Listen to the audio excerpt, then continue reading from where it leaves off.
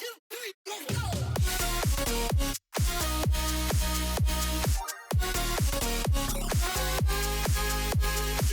guys, what's up? Public back with another video, and today we're going to be kicking off a new series reviewing our legendaries. We've had a few changes to our legendaries that we get access to in Shadowlands, but honestly, not enough to make them super exciting to play with or give a good choice for a lot of them.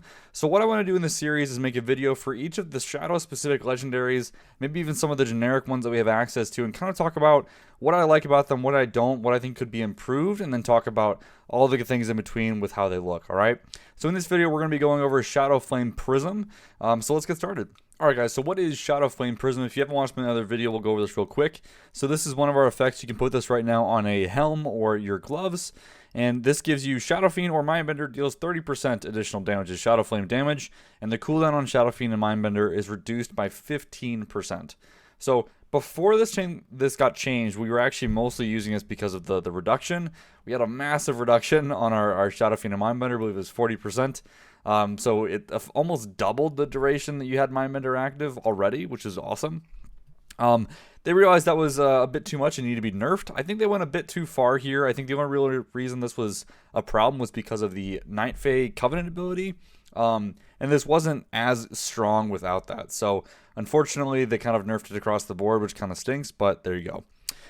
So now they did buff when they did that, the actual Shadowflame damage component. So getting that extra thing is nice. Is it super impactful? I'm not really sure. They only buffed it by 10%, so whatever. But effectively, what we get now here from a cooldown perspective, if you're taking Mindbender, it goes from a 1-minute cooldown down to a 51-second cooldown, right? So you lose 9 seconds. Yay. And then if you're using Shadow Fiend, this goes from a 3-minute cooldown to a 2-minute 33-second cooldown. So again, not super substantial. It's just 15%. It's not going to be that noticeable. But there it is. Yeah. So I mean, the nerf hit this pretty hard. I think it can still have a reasonably good synergy if you're using Night Fae as your Covenant, but again, making Legendary viable only with a certain Covenant doesn't feel super great. And not to mention, you know, a Legendary that buffs Shadow Fiend and Mindbender to begin with isn't very exciting. It's, again, Shadow Fiend and Mindbender already weren't the most exciting cooldown in the world, so this Legendary is already kind of off to a bad start because of that. There is a conduit as well that can buff this, you know, you buff your Mindbender swings and all that, which does play into this. It does help that out. So, you know, theoretically, as you scale up that conduit, this legendary actually does get better, but still needing a conduit to help this thing actually work and make sense isn't that great, although it is something, right?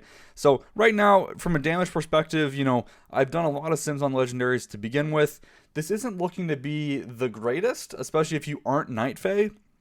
But if you are in Night Fae, you pick Night Fae as your Covenant, this is actually a pretty solid single target option.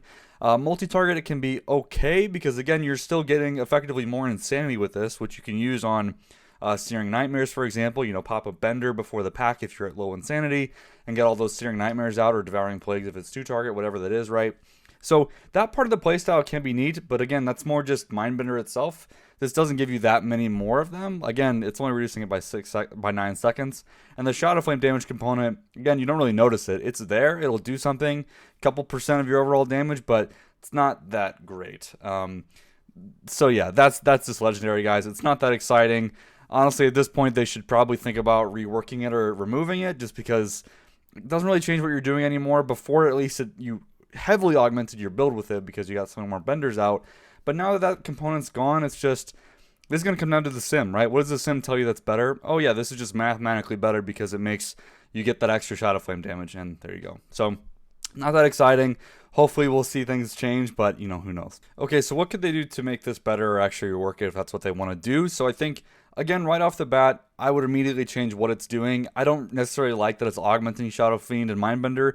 If that's what they want to do, fine. But if they really just want to give us a CDR legendary or getting more use out of a cooldown, I think it should be on Void Form rather than Shadow Fiend and Mindbender. Void Form is arguably just a better cooldown. I know we've had tier sets in the past and other things that, you know, buff or change how our Mindbender Shadow Fiend works, but frankly, I just don't think that's very interesting.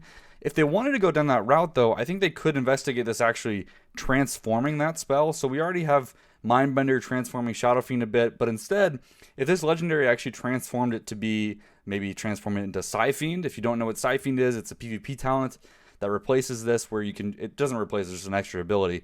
that just channels at your opponent from far away. So it doesn't have to melee. It's purely just a channel at them, basically like our Void Tendrils are. That would at least fix some of the problems it has with like switching targets or whatever, or on the move or whatever. They could also just augment it and change it in a different way, like make it just a whole different mob altogether. So I think that might be an interesting way to go if they want to change it and make it better, just because right now, again, Shadowflame and Mindbender kind of suck. Now, of course, they could change that spell baseline to help this, but I don't know if they're going to do that this close to release. So hopefully they'll think about a different way and maybe a different cooldown to augment, or maybe just give it a different level of oomph rather than just here's some extra damage. It'd be cool to have some better flavor, like maybe someone a faceless one or something. Who knows? There's lots of things they can do here, right? Okay, guys, that is it for this video. I hope you guys enjoyed it or learned something new about our legendaries. Tune in the next couple days to learn about all the other legendaries we have for Shadow and those updates that we have on those. But let me know what you guys think. Do you guys like this legendary? Is it exciting to use? I mean, I'm sure if you're a Night Fae out there, you're like, I'm definitely going Night Fae. You're probably super excited to get more and more Mindbenders out with this. But yeah, let me know what you think. I'm really curious.